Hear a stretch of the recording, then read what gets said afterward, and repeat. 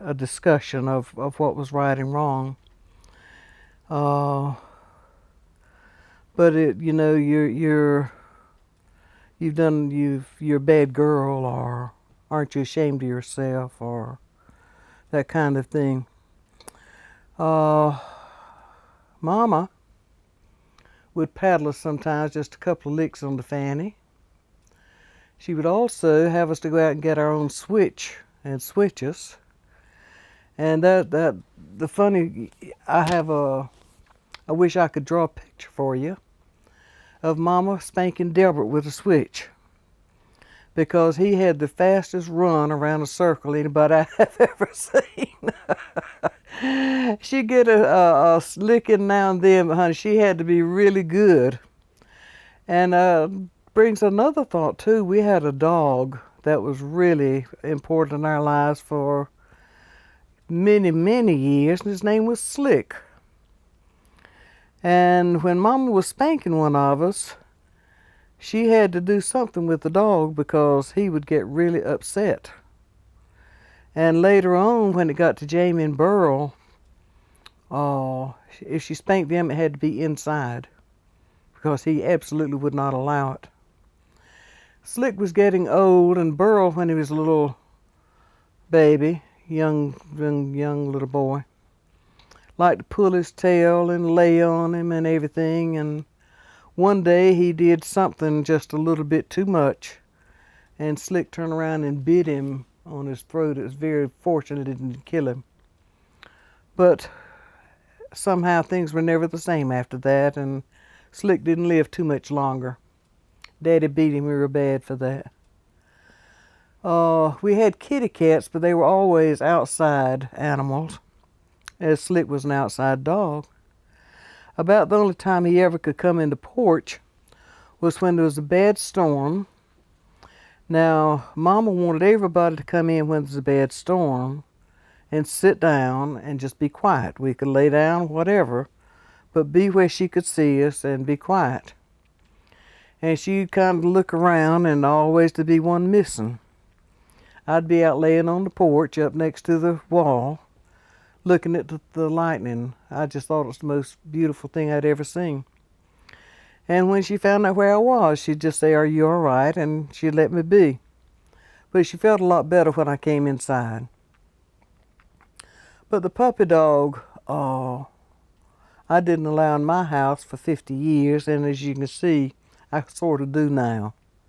I'm fear fond of my animals. In the few years after we united with the church, I told you were probably the best times of our lives. And it was about that time that Mama came down with rheumatoid arthritis.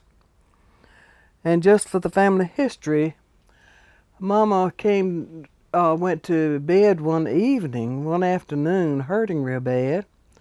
And I thought it was appendicitis, and I think she did too, or gallbladder. Called the doctor, and when he got there, he said it was rheumatoid arthritis. And she was just rolling from one side to the bed screaming. It was so bad. She got very afflicted, and I had been off to school, came back, and was working with the county agent's office. Jamie was in high school at Goldsboro. Burl was in high school at Pikeville. And these became probably the most dismal years of our life. Daddy had been sober, I don't remember just how long, but the few years that he was in the church. One night he had kidney colic. I carried him to the doctor. He gave him a shot of Demerol, and I don't believe Daddy ever drew another sober breath. It threw him right back into his addiction. And I had to employ a woman to come look after Mama while I was working.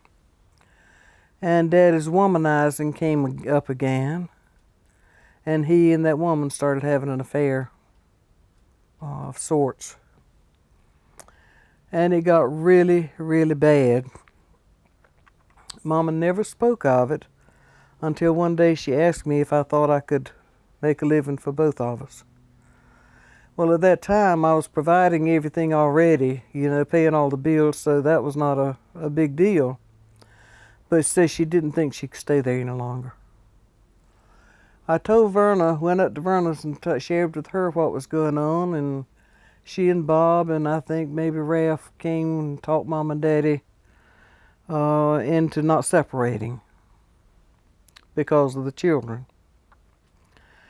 And this went on for a while. Daddy was taking a lot of Demerol and whatever he could get.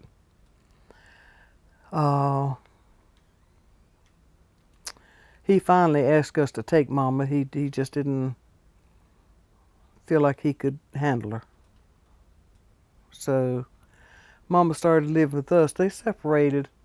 I honestly can't remember. Some of the children never knew that they were separated. Mama never spoke badly of him. I remember he had not been around her or even made any contact for a good while. When Mama was very sick and Uncle Clarence and Aunt Maggie came and went back and told him if he ever hoped to see her again, he better go. He called and asked me if he could come, and I said, of course you can. I called Verna. She came to be there and make certain everything was okay. When I came home that afternoon, I was just kind of teasing with Mom, and I said, well, did your husband come to see you today? And she said, yes, he did, and how was it? And she told me. And later I said something else about your husband visiting. And she looked at me, she says, honey, he is your daddy. After all that, she still... But there was no, I don't think, any desire for reconciliation. No, not even a possibility, apparently. Mama lived with me, and then she stayed with Chris for a while. She stayed with Addie for a while, and Jamie for a while.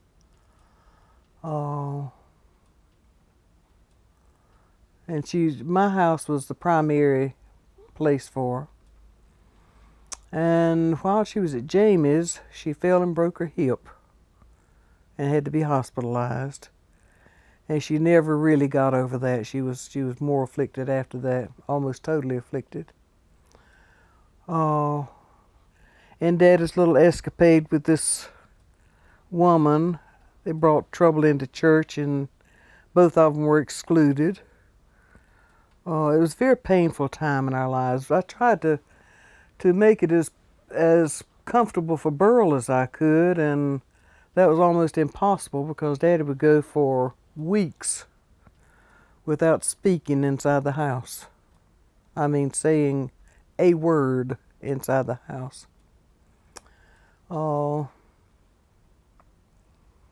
He had threatened to kill me and kill Mama, and I verily expected he would. He had told many times, I understand, when the oldest ones were small, about a man in his community that committed suicide by putting the gun on the ottoman and putting the gun in his mouth and putting the trigger with his toe.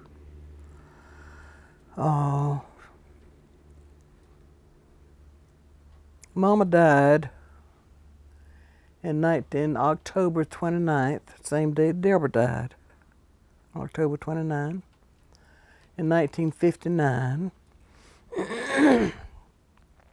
And Daddy was drinking heavily when he came to the hospital just before she died, and was drinking heavily at her funeral. He just about lost everything that was good and decent in his life. And as any addiction will, it will eventually take you to that place where it takes everything from you. And I have regretted so many times, Jamie and I have talked about, that we wished we could have known about AA, because Daddy would have taken to that just like a duck in water. He would, I believe, been able to have gotten a good life with that, but we didn't know. And I've really, really been sorry we didn't know. Uh, Before I finish this story, let me tell you about how the Pates, Elder Pate and his family, were connected in my family. Burl and our cousin Howard double dated, Burl with Jill and Howard with Lenore, Elder Pate's daughter. Chris and Guy were best friends with Dr. Pate, and Chris worked for him part of the time, who was Elder Pate's son. Bill lost his wife. Chris lost Guy to cancer, both of them. And in a couple of years, Bill and Chris married. So, we were all very closely connected. In February the 1st, in 1960, Daddy committed suicide just as he had often threatened to do. Exactly the way he had always said he would, exactly the way that neighbor had done it. He put the gun in his mouth, and regretfully some of the family saw him. Had went into the house to check on him and found him. They had nightmares for a long time after that. But it was a time that our family still stayed together. Some families lose one another after the parents are gone. A lot of times money and disbursement of money causes a lot of problems. And I want you to know, in our situation, that was not a problem. What they left us to fight over was not a problem. We divided the cost of the funerals among us. So we had nothing to fight over in terms of the goodies that were left. In our years of between Jay, Chris, Delbert, Jamie, Burl, and I, we kind of divide those from the older generation. And our life was very different in a way than the older ones. Of course, we had lights, we had running water, finally. We had a car, we had a little more affluence. The welfare tried to get Mama on welfare for many years, and she would not do that. The younger generations tried to get Mama to leave Daddy, and she would not do that. And in later years, I shared with Chris today, in fact, the time that Daddy was trying to fix the car. There was something wrong. Chris had a basketball game, and Chris could throw a fit. Chris probably was the highest tempered one among us. She really was. But she was having such a fit over that car not getting to the ball game. Daddy finally asked, what you expect me to do? Hire a damn taxi. I'm doing all I can do to get the car going. But we had it a little better in some ways than the older ones. But for the most part, it was not until I started to work, until they all married. And I haven't addressed that, and I hardly know how to accept the fact that we were blessed to bring in, they were spouses that we all loved. The mates that my siblings brought in, I loved them like I did a brother or sister. And we never had the in-law problems that a lot of people have. I loved them all a lot as they started having children. They were the joy of my life, and I believe of Mom and Daddy's life. Daddy loved the children. He always loved playing with the children. Mama loved to teach them as she loved to teach us. I remember one of Chris's boys talking about planting flowers with Mama. And when a rose bush finally had its first rose, he said my Mama gave him that rose. And that speaks pretty much of what it's all about. I think after Mom and Daddy died and Burl got married, Jamie was married, and thankfully I wasn't. I got off to Raleigh and did my thing, and I had a wonderful life, and I still do. But I think we all have remembered many of the same things and a lot of things differently. But the thing that we would like to share with the younger generation and those that come behind us is that there is a thread of love amongst us that is a little more than average. With all the pains, with all the whatever, there is a deep, deep feeling of family in us that is connected more than most. And it served us well, and I hope that all the generations coming behind us will have the same loving thoughts I have of my grandmother, of my mother, dad, and family.